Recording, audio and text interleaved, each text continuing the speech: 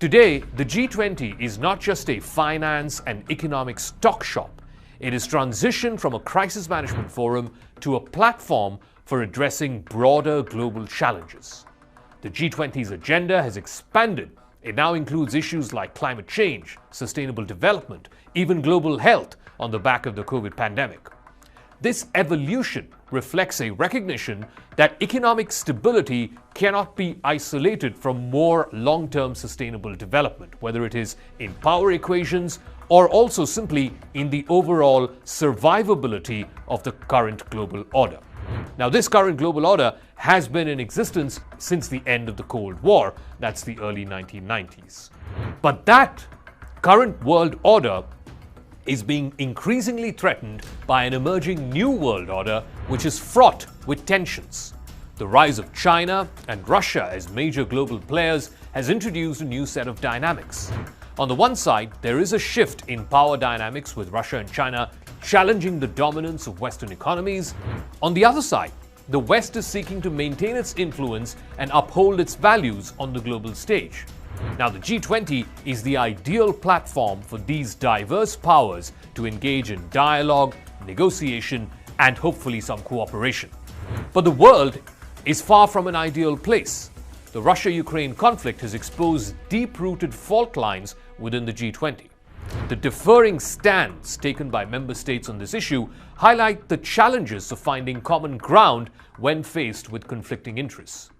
The West, which includes the United States, the European Union, and other Western partners, has been extremely critical of Russia's actions in Ukraine and has imposed sanctions on Russia and Russian entities. In contrast, China and some other third countries like India, for example, have adopted a more neutral position, emphasizing the importance of non-interference in domestic affairs. And these very divisions underscore the difficulties in achieving a consensus within the G20. In fact, in the last edition in Bali, negotiators had to work overtime and settle for just a passing reference to the Ukraine war in order to be able to thrash out a joint statement. This time, though, the chances of a joint statement look even more bleak. And that is where India comes in.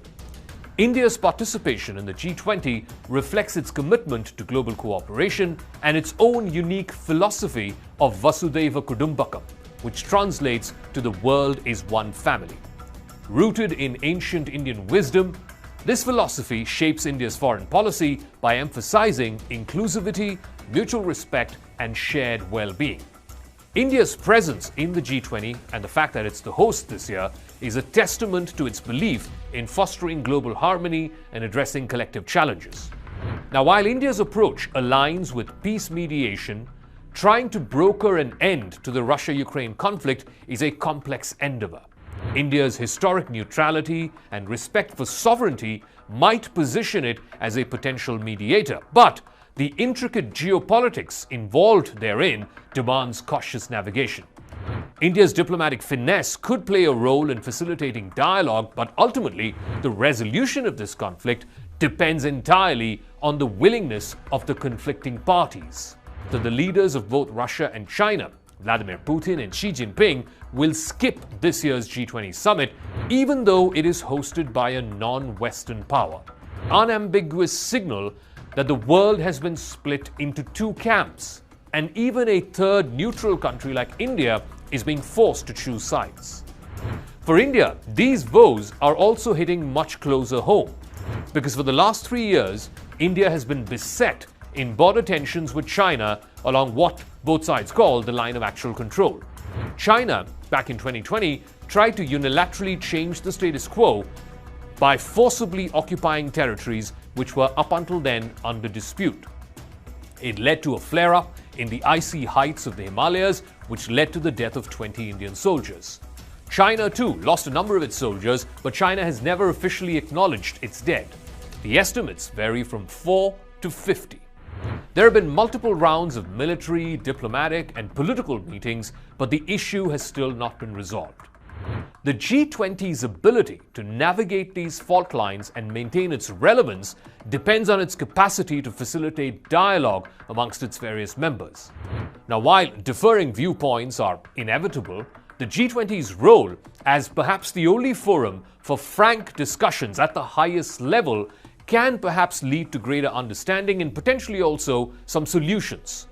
In a world that's been marked by tensions between Russia and China on the one hand and the West on the other, the G20 is perhaps the only bridge for some dialogue and cooperation. The Russia-Ukraine conflict has brought to light the G20's challenges in finding consensus amidst divided and diverse interests. However, the G20's potential to shape a more stable and prosperous world remains significant. The onus now is on the member states of the G20 to navigate these fault lines with some deft diplomacy, pragmatism, and a shared commitment to global well-being.